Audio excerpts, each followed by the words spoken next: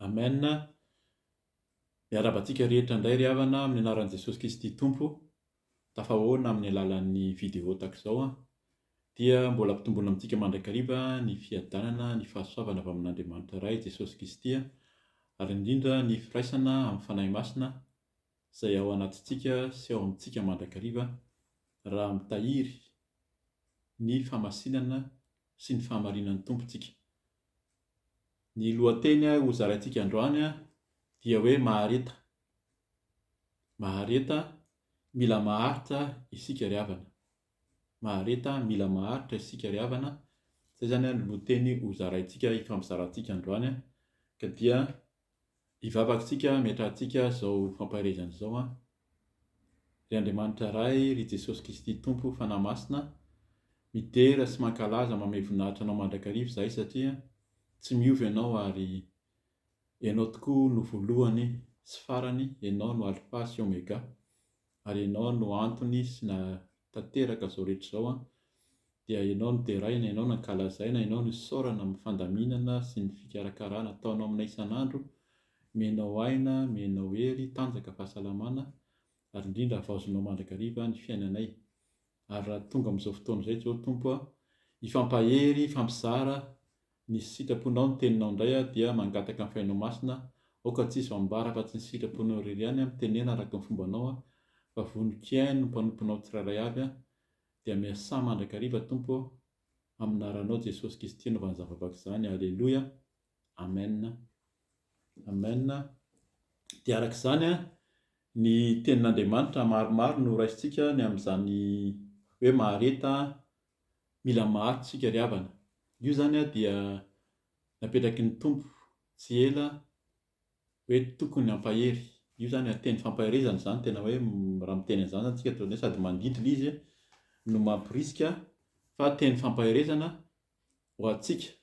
Ito zany amin'ny ankapobeny dia tena teny fampaherezana ho an'izay olona efa nandray tanteraka an' Jesosy na efa nanolo tena ho an'ny Tompo dia miteny izy hoe mahareta, mila maharitra isika ry havana fa betsaka ny tsy maharitra.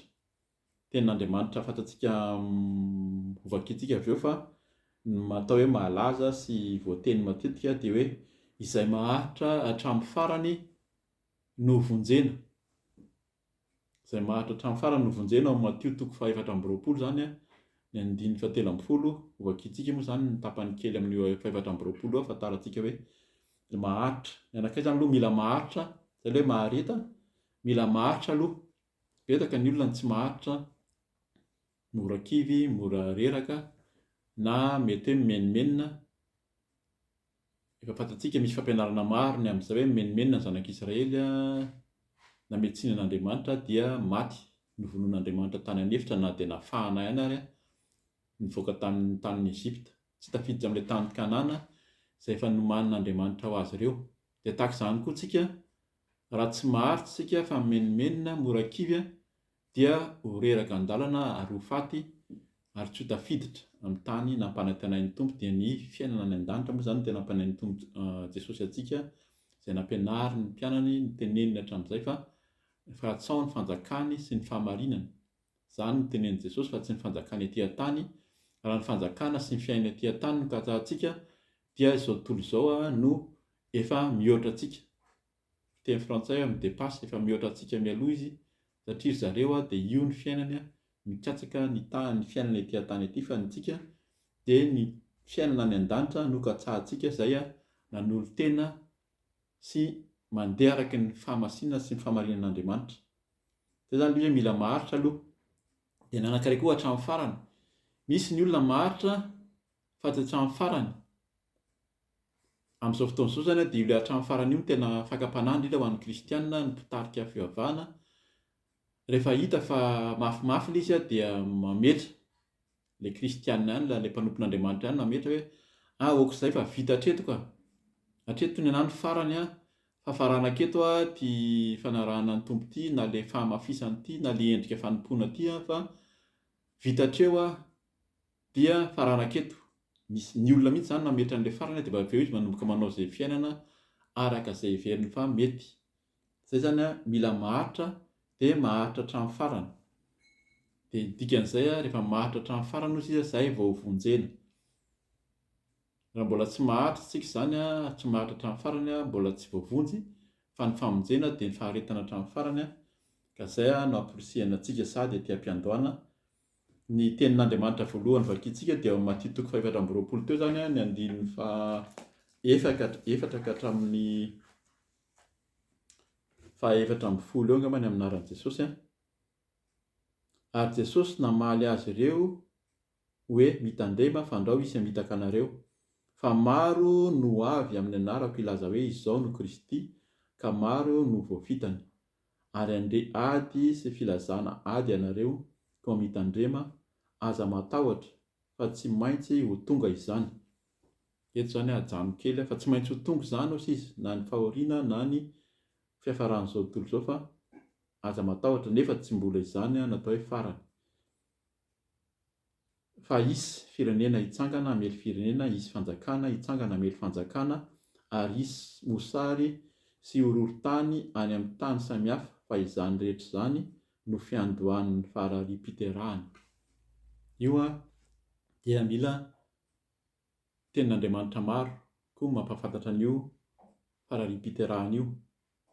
Fa any amin'ny Jeremia any ary dia misy tenin'Andriamanitra mihitsy fa na ny lehilahy dia hiteko izy, hitehona hanohana ny valahany tahaka ny vehivavy mety jaza, ho mafy izany hieritreritra, ho lasa saina ny maro amin'izany faran'ny andro izany, amin'ny andro farany, azafady fa tsy faran'ny andro akory. Ary atolony ampijaliana, 7 amin'ny anaran'i Jesosy, ary atolony ampijaliana ianareo ka ho vonoina, ary ho alan'ny firenena rehetra ianareo noho ny anarako. Amin'izany andro izany dia maro no tafitohina ka ifampiampanga sy hifankahala. Isy mpaminany sandoka maro hitsangana ka hamitaka olona maro, ary noho ny haben'ny tsy fankataovan-dalàna dia hiamangatsika ny fitiavany maro, fa izay maharitra hatramin'ny farany no vonjena. Izay moa izany tenin'Andriamanitra tiana hampahareto, 7:10 farany.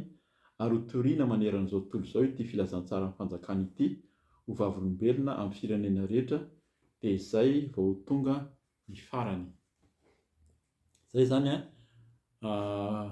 famarihana kely fa raha mihaino, mety maro amintsika angamba tsy tena hoe zatra mihaino ny zavatra misy eran'izao tontolo izao, indrindra misy eo amin'ny firenen'i Israely. Ny Israelianina dia mbola mitahiry ny amin'ny voafidin'Andriamanitra azy izy, ary manao fanompoana endrika be da be, fa araka ny tenin'i Jesosy dia efa niravana. Fantatsika fa na ny tempoly ary dia rava, fa ny olona dia mbola mihazakazaka. Heverin'ny olona izany ny Israelianina ireo, rejiosy ireo, fa rehefa mandeha eo amin'ilay mur de lamentation izy dia eo ny heveriny fa izy valimbavaka. Fa ny tenin'i Jesosy hoe tsy any Jerosalema intsony, fa eo aminao. Midira hozy izy eo amin'ny efitranona mangingina, fa ny Tompo hamaly anao ao amin'ny mangingina, ary itsika hozy izy no tempoly. Tsika zany no tempoly masina, ka dia eto amintsika, eo amintsika ny Tompo no mamaly, fa tsy mila mihazakazaka amin'ny toerana isan-karazany, fa izay namitahan'ny olona. Dia amin'ny jiosy koa, tahaka ny fisiany ety amintsika kristianina, dia betsaka ny olona nefa niteny hoe izany Kristy. Misy naharitra 5 taona, 10 taona nitoro hoe tena izany mihitsy ny Kristy zany amin'ireny hoe rabbin sy ny eo amin'ny toerana misy an'zareo any amin'ny synagoga, misy amin'ny jiosy eo be da be zareo nefa miverimberina fa vao ampirofo taty aoriana fa tsy kristianina, tsy Mesia io, tsy ilay Mesia moa zany tena fiantsoany zareo azy, Masia, izay neverina fa avy amin'Andriamanitra.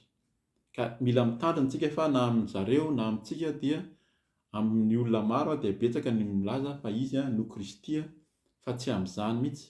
Raha maheno olona miteny amin'izany ianao ankehitriny dia mila mieritsereta fa tsy avy amin'Andriamanitra izany ry havana. Izay zany ny tenin'Andriamanitra voalohany fampizarantsika. Vakiantsika koa ny ao amin'ny Luka dia hovakiana amin'ny resaka, satria rehefa hoe mahareta amin'ny fampiarezana amin'ny ara-kristianina zany matetika hoe mahareta amin'ny fivavahana, hovakiantsika moa zany ny teny mifanaraka amin'izany. Dia io lioka toko fa 20 io milaza ny fanoharana. Milaza fanoharana nataon'i Jesosy ny amin'ilay mpitsara sy ilay mpitondra tena hozy izy. Jesosy moa zany rehefa mampianatra dia betsaka ny fanoharana izay noteneniny. Ho hitantsika eo fa ny fanoharana faraparany natao hoe farany nampianarin'i Jesosy dia ny amin'ny Virjiny 10, 5 adala, ny 5 endry. Taorian'izay dia no nenjehany izy zany sy nikarohana amin'izay izay nahafaty azy, tsy nanao fanoharana intsony izy taoriana kelin'izay. Ny dikan'izany mila mieritseritsika amin'io fanoharana io mbola vakiantsika moa zany amin'ny resaka hoe faharetan'io fa izay ilay hoe mila maharitra hatramin'ny farany tsika vakiantsika ny liko toko 20, andininy voalohany ka hatramin'ny 19 amin'ny anaran'i Jesosy. Ary nilaza fanoharana tamin'izy ireo Jesosy ny amin'ny tokony hivavahana mandrakariva ka tsy ho reraka. Dia hoy izy, nisy mpitsara tao an-tanàna iray izay tsy natahotra an'Andriamanitra sady tsy niraharaha olona. Ary nisy mpitondra tena iray tao amin'izany tanàna izany izay nakao aminy matetika ka niteny hoe omeo rariny aho eo anoloan'ilay mananady amiko.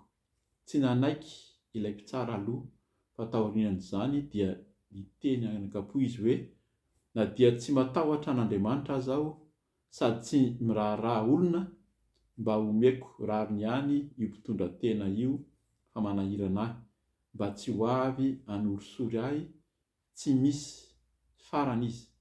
Ary hoy ny Tompo, enoy izay lazain'ilay mpitsara tsy marina fa Andriamanitra va tsy hanome rariny ireo olom-boafidiny izay mitaraina aminy andro aman'alina. Ary moa ampiandry azy ireo ela va izy? Lazaiko aminareo fa omeny rariny aingana izy, kanefa raha avy ny zanak'olona moa ahita finoana ety ambonin'ny tany va izy? Amen. Fanazavana an'io zany betsaka ny fampianarana toriteny fampiarezana efa henontsika momba an'io fampianarana io hoe rehefa maharitra mivavaka tsika, rehefa mitolona eo anatren'Andriamanitra, omeny rariny hoe raha Andriamanitra, raha olona ary manome zavatra tsara ho an'ny zanany, maika fa Andriamanitra ve nanome ny fanahy masina indrindra koa sy hamaly vavaka ho an'izay olona mazoto sy mitady azy tokoa. Fa ny fanontaniana zany nagaga mihitsy hoe maninona namasiany fanontaniana teto Jesosy nanontany. Lazaiko aminareo fa omeny rariny haingana izy, kanefa efa maninona nampiany Jesosy amin'izany, raha avy ny zanak'olona moa ahita finoana ety ambonin'ny tany va izy?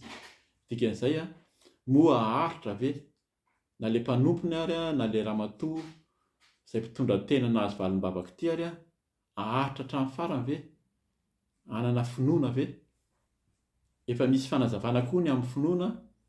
Ny finoana zany fantatra any amin'ny Hebreo 1:10 any hoe fanantenana ny zavatra izay mbola tsy hita, ohatran'ny hoe misy zavatra heverina, zavatra tsy takatry ny saina izay tsy hita nefa heverina fa efa tahaka ny hazo ihany. Zay ny finoana izay karohan'ny rehetrarehetra, ary zay no finoana asehon'ny olona matetika. Na ety amin'izao tontolo izao ary mampiseho an'izany misy zay hoe tena mino, tena mpanao mazia mahay le rangahy io fa tena zavatra tsy takatry ny sainao, zavatra tsy hitanao asehony. Zay ny finoana aseho amin'ny olona foana, fa ny tena nampianarin'i Jesosy, ny tena finoana hozy izy dia mino fa misy aloha Andriamanitra, ary mino fa Jesosy Kristy no zanak'Andriamanitra. Zany ny finoana voalohany. Fa ny finoana izay manome fahagagana, manome mirakla, dia ain'izao tontolo izao koa zany, ain'ny mpanao mazia zany, ain'ny olona ety an-tany ety zany, fa ny finoana izay mino fa misy Andriamanitra ary misy an'i Jesosy Kristy izay zanak'Andriamanitra, zany no tsy inon'ny olona. Zay ny tenin'i Jesosy hoe raha misy olona miteny miaraka amintsika hozy izy mandroaka devoly amin'ny anaran'i Jesosy, dia mila mino izy aloha hoe fa misy tokoa ilay Jesosy Kristy io, ilay Mesia izay avy amin'Andriamanitra, ary ilay Andriamanitra io no nahazo izao rehetra izao. Io ilay Andriamanitra ivavahantsika, ilay Andriamanitra Abrahama, Isaka sy Jakoba, izay efa misy fampianarana maro mampirisika antsika mihaino ny fampianarana.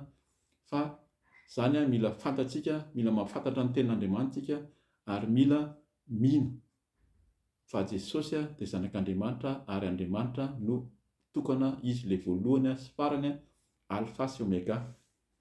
Io dia Andriamanitra saro-piaro efa nampianarina teto ny amin'ilay hoe anarana Jehova, tsy anaran'Andriamanitra ny Jehova tompoko. Mila miaino tsika, mila mahafantatra ny sitrapon'Andriamanitra fa zany rehetrarehetra zany no hanakana antsika tsy hiditra any amin'ny fanjakan'Andriamanitra, izay ilay hoe anatin'ny faharetana. Raha amin'ny Baiboly teneniko antsika foana, averina foana raha amin'ny Baiboly, indrindra ny Torah izay manoratra ny Baiboly, manoratra ny tena fanazavana ny amin'ny Andriamanitra. Torah dia io ny tena nampiseho ny fanazavana amin'Andriamanitra, tsisy an'izany Jehova zany ao. Fa aty amin'ny Baiboly kristiana, indrindra ny Baiboly protestanta, kristiana malagasy no mametraka an'izany Jehova zany, fa tsisy Jehova zany any amin'ny Torah izay manazava marina ny amin'ny tenin'Andriamanitra. Izala izy. Zany no anaran'Andriamanitra fa tsy misy hoe Jehova zany mihitsy fa ao anaty fonosana kely zany izay. Ny tenin'Andriamanitra vakiana momba an'izay ilay finoana izay sy ny hoe faharetana amin'ny fivavahana dia vakiantsika koa ny any amin'ny Romanina toko 12 ny 12. Romanina toko 12 ny 12 teny fantatsika daholo zany fa raisintsika fotsiny ampaherezana antsika ny amin'ny hoe faharetana. Mahatrety moa zany tiana zavaina fohy amin'ny anaran'i Jesosy hoe mifalia amin'ny fanantenana, miareta amin'ny fahoriana, mahareta amin'ny fivavahana. Eto zany Paoly no manoratra ho an'ny Romana eto hoe mifalia amin'ny fanantenana. Izany retsahantsika teo ny fanantenana zany dia mitovitovy amin'ilay finoana teo. Tokony hifaly tsika rehefa manana ny finoana, manana an'Andriamanitra, manana an'i Jesosy. Miareta amin'ny fahoriana, tsika rehetra rehetra araka ilay teny teo ny tenen'i Jesosy fa tsika dia mandalo amin'izany rehefa miaraka amin'i Jesosy ho halan'ny olona rehetra ianareo hozy izy. Ary mahareta amin'ny fivavahana, io zany dia mila maharitra mandrakariva tsika mivavaka mitady an'Andriamanitra araka ilay teny teo, mivavaka tsy mandeha mitady olona hoe mivavaha ho anahy na amin'ny toerana iny tena mamaly vavaka Andriamanitra, fa isika ny tempolin'Andriamanitra ary midy amin'ny efitra mangingina tsika dia ao Jesosy namaly antsika. Izay zany ny tenin'Andriamanitra anankiray. Ao amin'ny Kolosianina toko 4 ny 2. Kolosianina toko 4 ny 2 mitovitovy amin'io ihany koa amin'ny anaran'i Jesosy. Mahareta amin'ny fivavahana ka miambena amin'izany amin'ny fisaorana. Mitovitovy amin'izany koa zany io ilay mahareta io araka ny teneniko hoe rehefa miresaka mahareta matetika tonga dia ao an-tsain'ny olona tena mivavaka, tsy maharitra mivavaka tokoa, tena mila mivavaka maharitra tokoa ako. Izay zany efa anankiray, mivavaka mitady an'Andriamanitra dia fahizany ozy izy ary ka miambena amin'izany amin'ny fisaorana. Mila miambina koa na mivavaka zany dia mila miambina, dikan'izany mila maharitra dia miambina fa be dia be ny zavatra manelingelina manodidina ary mila misaotra. Izay ilay finoana miverina foana, dikan'izany misaotra zany na mbola tsy mahazo ary tsika dia efa mino sady fa hamaly vavaka Andriamanitra dia efa misaotra an'Andriamanitra. Timoty voalohany toko 4 ny 4:40. Timoty voalohany toko 4 ny 4:40 vakiana amin'ny anaran'i Jesosy hoe tandremo ny tenanao sy ny fampianaranao ka mahareta amin'izany, fa raha manatanteraka ireo ianao dia hamonjy ny tenanao sy izay miaino anao. Be dia be ny fampianarana ny fampiarezana nomeny Paoly an'i Timoty zany mila vakiana manontolo io Timoty rehetra rehetra io. Timoty voalohany fa ohatrany hoe mamara-parana azy izy eto, fa mame azy hoe tandremo ozy izy ny tenanao sy ny fampianaranao. Mila mitandrina aloha zany. Izay ilay hoe maharitra, mila mitandrina fa itsika zao raha mivily, eo ny tena sarotra amin'ny fiainana maha-kristianina, mandeha amin'ny famasinana sy ny famarinana ka mivilivily, mierikerika, manao izay tsy araka ny sitrapon'Andriamanitra, tsy araka ny Baiboly. Mila mahafantatra mamaky ny Baiboly koa indraindray, mamaky ny tenan'Andriamanitra, fa indraindray ny olona mamorona rehefa tiany ampifanarahana amin'ny fiainany sy ny zavatra metimety aminy, ny zavatra rehetra dia amboariny eo ny tenin'Andriamanitra. Fa ianao mihitsy mahafantatra ny tenin'Andriamanitra dia tsy voahozongozona. Rehefa tena ianao mahafantatra, fa raha tsy mahafantatra ianao dia miteny ny fiteny gasy raha soa sy raha be tsy misy avaratra dia manaraka an'ireny ianao satria tsy fantatrao ny tenin'Andriamanitra marina. Fa raha tena mahafantatra ny tenin'Andriamanitra ianao dia taraka ny tenin'ny Paoly eto, tandremo ny tenanao sy ny fampianaranao ka mahareta amin'izany. Fa raha manatanteraka ireo ianao dia hamonjy ny tenanao sy izay miainanao. Zany no tena tanjona. Ny tenantsika aloha mila vonjena haritra hatramin'ny farany ho tafiditra any an-danitra, ary izay mihaino koa. Raha mihaino ahy ianao zany androany dia izay no faniriana mba ho handray an' Jesosy ianao ho tompo sy mpamonjy, hino an'Andriamanitra fa izy ilay tena Andriamanitra nahary zao tontolo zao, tsy mandeha amin'ny fanompoan-tsampy, tsy mandeha amin'ny fanompoana olona, tsy manaraka an'izao fanaon'izao tontolo zao, fa mandeha amin'ny famasinana sy ny famarinana. Dia anisan'ilay izay ilay vonjena amin'ny farany. Averiny teto koa zany, ianao dia hamonjy ny tenanao sy izay miainanao. Dika zany vonjena ny tenanao sy vonjena izay miainanao. Timoty faharoa toko fahatelo Timoty faharoa toko fahatelo andinina fahavalo amby folo. Azonao vakiny mitovitovy amin'io ihany fa tsy ho raisiko izy eto mba tsy halava ny fotoanantsika. Zay zany dia fampianarana, fampirisihana antsika amin'ny hoe mahareta voalohany indrindra amin'ny fivavahana, mahareta koa amin'ny finoana. Dia mbola averiko ihany fa ilay finoana na dia eo ary ny filazana fa fanantenana ny zavatra tsy hita. Zavatra tsy hita zany Andriamanitra ivavahantsika, Andriamanitra tsy hita anie ilay Andriamanitra io. Fa raha Andriamanitra hita io, raha ataonao sary sikotra io ka io ny ivavahanao, na ataonao zavatra ivavahanao, dia tsy amin'ny finoanan'Andriamanitra sy ivavahana intsony io, fa zavatra tsy hita io ary Andriamanitra inoana fa nahary zao rehetra zao. Dia io Andriamanitra io Andriamanitra miteny, Andriamanitra mamaly vavaka, Andriamanitra miteny aminao io. Rehefa mitady anaty tokoa ianao dia tena miteny izy mamaly vavaka, ary mihaino raha teo mivavaka ataonao araka ny vakintsika tamin'ny ilay mpitsara tsy marina sy ilay mpitondra tena teo. Eto zany dia hamarana antsika sady, satria raha ny tenin'Andriamanitra tsy dia hoe tsy maintsy hoe andraso ataoko izay halava azy na ataoko izay hanazava azy, fa ny tenin'Andriamanitra tiany ambara eto dia hoe mahareta, mila maharitra tsika ry havana. Dia ilay faharetana voalohany ny faharetana amin'ny fivavahana, faharetana amin'ny finoana, fa ny faharetana izay takiany, fa ny tenenin' Jesosy ihany teo zany hoe mora ho avy ny zanak'olona hita finoana ve. Io zany no tena faharetana, mila maharitra mihitsy tsika amin'ny fiandrasana ny zanak'olona io, ho vakintsika sady ny amin'ny araka ny efa niteneniko teo zany ny amin'ny vakintsika aloha zany ny ao amin'ny Matio toko 5:20 azafady, Matio toko 5:20, zay fanoharana faraparany nataon'i Jesosy alohany namonoana ny isamborana azy. Ao Matio toko 5:20 ny andiny voalohany ka hatramin'ny 7:10 vakina amin'ny anaran'i Jesosy. Eto zany dia amin'ny soramandro hoe fanoharana ny amin'ny Virjiny folo. Ary amin'izany ny fanjakan'ny lanitra dia ho tahaka ny Virjiny folo izay nitondra ny fanalany ka niainga mba hitsena ny mpampakatra. Ny 5 tamin'ireo dia adala, fa ny 5 kosa dia endry.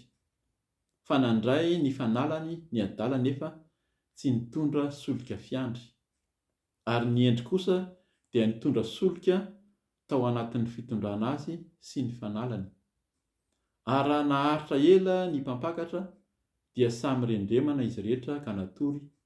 Nefa noho ny sasakalina dia nisy antso hoe iny ny mpampakatra mitsangana mba hitsena azy. Dia nitsangana ireo virjina rehetra ireo ka samy nanamboatra ny fanalany. Dia hoy ny adala tamin'ny endry, mba omeo kely amin'ny solikareo izahay, fa efa ho faty ny fanalanay. Fa namaly azy ireo ny endry hoe tsy ampy ho anay sy ho anareo ny anay, fa mandehana makany amin'ny mpivarotra ka mividiana ho anareo. Nefa raha mbola lasa nividy izy ireo dia tonga ny mpampakatra, ary izay efa vonona dia niara-niditra taminy tao amin'ny fampakaram-bady dia nirindrina ny varavarana. Taorian'izany vao tonga ireo virjina sisa ka niteny hoe tompoko, tompoko voay izahay, fa hoy izy hoe lazaiko aminareo marina tokoa, tsy fantatro ianareo, koa amin'izany miambena ianareo fa tsy fantatrareo na ny andro na ny ora. Teny Mampieritreritra foana io isaka mamaky an'io ary miverina matetika amin'izao andro farany izao ny amin'ny mila miambina, mila mitahiry ny solika. Solika dia ilay fanahy masina izay nomena anao. Fanahy masina io na velona nomena antsika, samy nomena daholo zany tsika rehefa natsoina nandray an'i Jesosy dia samy nomena, fa misy ny sasany tsy naharitra na tsy nitahiry fa neveriny, fa ny sasany manantena ny hafa zany. Eto zany manantena ny hafa, io pasteur efa mivavaka ho anay foanako. Fiangonana misy anay zavatra mivavaka be, ilay mpanompon'Andriamanitra miaraka aminay eo efa mivavaka ho anay foana, ka aleo fa rehefa tonga ny tsy fahampiana dia anontany azy. Eto ambavaka izay pasteur, eto ambavaka izay fa mila an'izao, fa izay ilay izy. Ety an-tany ety dia izay mahazatra ny olona, ary eo matetika averina foana fa izay no amitahan'ny mpanompon'Andriamanitra na ilay mpitarika ny olona matetika. Mivavaka ho anao aho, nitondra mivavaka anao izay nanao alim-bavaka, izay nifady hanina noho ianao ka namaly vavaka anao Andriamanitra noho izay noho izao ka dia arotsay ny fahafolo-karena, mila manaraka foana ianao, tsy maintsy ato amin'ny fiangonana misy ahy ianao. Zany ny fankapanahy. Tsara ny miaraka amin'ny mpanompon'Andriamanitra izay mafana sy iasan'ny fanaon'Andriamanitra, fa tsy ny fanjakana na ny famonjena dia ho an'ny tsiraray avy. Tsy ireny olona ireny no mitondra antsika amin'ny famonjena, fa tsika tsiraray avy no mitondra ny famonjena ho amin'ny tenantsika. Ka mila mizany ozy izy miambena anareo fa tsy fantatrareo na ny andro na ny ora. Zay zany mila miambina tsika fa tsy ho reraka ambony ihany. Izay ilay hoe maharitra hatramin'ny farany. Izay maharitra hatramin'ny farany vonjena, maharitra aloha dia hatramin'ny farany ihany koa. Fa raha maharitra ianao fa tsy hatramin'ny farany, fa feranao ny farany aminao dia tsy vonjena ianao, na mieritreritra ianao hoe miandry hatramin'ny farany. Misy manko ny olona miandry fa tsy maharitra koa, eo koa zany ilay maharety eo, miandry, misy miandry fotsiny, na aleo izy natory fa miandry eo izy zany samy niandry teo ihany fa tsy naharitra nitahiry ilay solika. Ka izay zany mila mitandrina tsika, indrindra ho aty fampaherezana ity araka ilay teny teo ho antsika izay efa nandray an'i Jesosy. Raha mbola izao ianao zany vao nandray an'ny Tompo dia izay koa ny tenin'Andriamanitra ho anao koa hoe manomboka izao dia mahareta mivavaha mianara ny tenin'Andriamanitra, aza miantehitra olombelona, aza miantehitra anaram-piangonana, fa Jesosy irery ihany ianao no tempolin'Andriamanitra, ianao no fidian'Andriamanitra. Ka dia tadiava ny Tompo, fa izay mitady azy marina dia hita azy tokoa, fa akaiky izy ho an'izay mitady sy mazoto mitady azy. Zay zany ny amin'ny hoe farany, hoe lavitra io. Io zany ilay fotoana eo no tena tsy maheritra ny olona hoe efa ho 2000 mahery izay nefa nilazaina fa ho farany toa mbola tsisy farany ihany dia manao izay tiana ataony ny olona. Fa ho avy io, ary amin'izao fotoana izao betsaka ny zavatra miseho, nivakiana teo zany amin'ny Mateo 4:4, ny fampianarana maro, ny fahitana, ny nofy izay zaraina amin'izao fivononam-bavaka ho avy Jesosy Kristy mibebahy ianao izao, dia betsaka manambara an'izany fa ho avy ny farany ary tsy ho ela, fa akaiky Jesosy eo ambaravarana izy. Ka dia mila maharitra tsika, maharitra kely ve, maharitra be ve, fa maharita hatramin'ny farany. Ny Jakoba 5:5 izay no amarana antsika azy. Jakoba 5:5 ny 7 ka hatramin'ny 9, izay ihany no vakiantsika.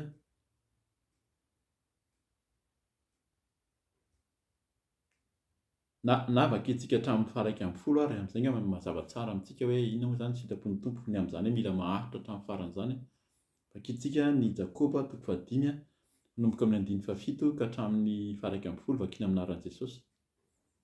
Mahareta tsara ary ry rahalahy mandra-piavin'ny Tompo. Zay zany dia efa mazava tsara eto, efa janiko sady aloha zany ny famakiana hoe mahareta tsara ary rahalahy mandra-piavin'ny Tompo. Ho avy ilay Jesosy iny efa naseho an'izany Jesosy, nasehony tamin'ny mpianatra, niakatra ho any an-danitra Jesosy, dia izy ilay anjely hoe iny Jesosy ilay niakatra iny, hitanareo niakatra iny dia tahaka n'iny fiakarana iny koa ny idinany, iverenany. Ho avy izy. Izay no tonga ny mpianatra ary tena nazoto naharitra hatramin'ny farany mihitsy ireo mpianatra ireo, tsy nandahan Jesosy ireo n'inona nahazo anazy, fa fantany fa ho avy Jesosy. Taka n'iny ekaran'iny satria hitan'zareo ny ekaran'i Jesosy dia nisy anjely niteny taminy. Mila mandray an'izay zany tsika hoe mitenena Jesosy. Raha tsy mandray ny tenin'ny Tompo koa tsika fa mandeha amin'ny herintsika, tsy mbola nandray ny tenin'Andriamanitra fa mandeha amin'ny hery, dia ho reraka ambony any. Fa mila mihaino ny tenin'Andriamanitra, mila miandry ny hiraka. Hoe irahan'Andriamanitra tokoa ve ianao sa tsy irahan'Andriamanitra, fa raha mandeha amin'ny herin'ny tenanao ianao, amin'ny fahalalanao, amin'ny fahaizanao fotsiny dia be da be ny reraka ary hintsana ny dalana araka ny fiteny. Averiko izy teo 7 amin'ny anaran'i Jesosy. Mahareta tsara ary ry rahalahy, ranabavy, mandra-piavin'ny Tompo. Indro ny mpiasa tany miandry ny vokatra sarobidy avy amin'ny tany ka maharitra amin'izany mandra-pahazony ny ranolorana aloha sy aoriana. Mahareta koa ianareo, ampaherezo ny fonareo fa efa akaiky ny fiavian'ny Tompo. Averiny ihany eto io fiavian'ny Tompo io tsy mitovy amin'ilay faharetana amin'ilay maharitra mivavaka. Io zany ilay vavaka io ahafahantsika maharitra mandrakariva, mivavaka mitahiry ny solika. Fa mila maharitra fa ho avy ny Tompo, mandra-piavin'ny Tompo. Ary ny fontsika eo amin'ny fo eo ozy izy, ny devoly dia tsy kely lalana, mandro akaiky ny varavaran'ny fonao izy fa mitady hirika izy hanangolena ny fonao. Araka ny any amin'ny Efesiana 4:9, tsy miady amin'ny nofo aman-dratsika fa mifanahy ratsy eny amin'ny rivotra. Fa eo amin'ny fonao eo amin'ny fontsika, eo amin'ny foko zany no tadiavin'ny Tompo, tsy ahafahantsika maharitra. Manana amin'ny teny frantsay moa zany misy tenenykany angambany izy ity mandala ato an-tsaika, misy anankiroa izy hoe persévérance sy ny hoe patience. Io zany ilay faharetana ahafahantsika mila maharitra mandra-piavin'ny fiavian'ny Tompo. Ao amin'ny fontsika io zany manana persévérance, amin'ny fontsika io manana patience. Mila faharetana. 9, aza mifampimonomonina ry rahalahy, ry ranabavy, fandao ho elohina anareo. Indro ny mpitsara dia efa mitsangana eo anoloan'ny varavarana. Zany ilay nitenena teo be da be, mampirisika antsika foana hiaino ny fijoroana vavolombelona izay amin'ny famangina ataon'ny mpanompon'Andriamanitra, izay vangin'ny Tompo ihany koa. Ry rahalahiko, ranabaviko, raiso ho fianarana, ny fiaretana, fahoriana sy ny faharipo teo amin'ireo mpaminany izay niteny tamin'ny anaran'ny Tompo. Indro ambarantsika ho sambatra izay efa niaritra, efa renareo ny fiaretan'i Joba ary hitanareo ny anjara nomen'ny Tompo azy tamin'ny farany, fa miantra indrindra ny Tompo sady be famindrapo. Za zany tena toky men'ny Tompo antsika ao anatin'ny faharetana, mahareta, mila maharitra hatramin'ny farantsika ry havana, dia ho anao antsika tsirairay avy dia mifampivavaka isika mba samy haharitra, mba samy tafiditra ao amin'ny voninahitr'Andriamanitra, hitan'ny voninahitry Jesosy Kristy izay omaniny antsika any an-danitra. Ny tanjontsika dia ny any an-danitra fa tsy ny ety amin'izao tontolo izao ety an-tany ety. Ka dia mahereza amin'ny anaran'i Jesosy. Raha mbola tsy tonga ny Tompo dia mbola miverina eto foana isika mifampahery, ka dia voninahitra ho an'Andriamanitra irery ihany. Manao velomana ao anaran'ny Tompo. Saotra Tompo, saotra Jesosy. Alleluia. Amen.